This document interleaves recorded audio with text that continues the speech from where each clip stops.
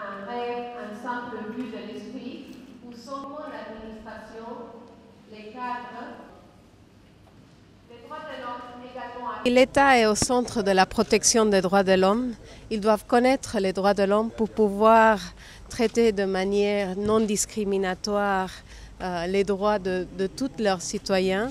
Dans la fonction publique, ils vont être appelés à se prononcer sur des situations et ils doivent mettre en avant cette idée que chaque être humain porte en lui-même une dignité et des droits qui doivent être protégés. C'est vrai qu'en temps de crise ou de guerre, c'est les situations extrêmes où les droits de l'homme sont bafoués. Mais dans le quotidien, dans tous les jours, il y a aussi des combats de droits de l'homme à mener. Par exemple, le combat contre la pauvreté ou pour l'éducation. Ce n'est pas des droits qui sont atteignables facilement. Il faut vraiment toute une série de politiques et de mesures.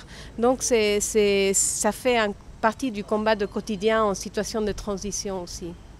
Je pense que c'est une réalité, je l'ai dit, la salle était pleine de femmes administrateurs, ça c'est une grande évolution, c'est parce qu'il y a eu un combat des femmes pour avoir leur place dans le milieu public et ça démontre que les droits de l'homme peuvent être une réalité et donc j'y crois moi. L'ENA a entrepris des réformes et pour cela elle souhaite être un pôle d'excellence et je pense que l'excellence passe par la formation.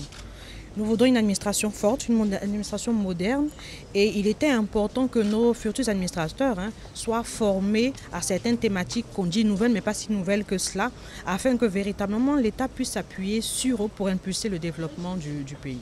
Ce qui m'a le plus marqué, c'est tout cet historique qu'elle a pu faire, c'est de montrer que les droits de l'homme sont une réalité mais que c'est un combat de chaque jour, que c'est un travail qui doit se faire petit à petit et que chacun à son niveau peut participer à l'amélioration justement de ces droits de l'homme-là.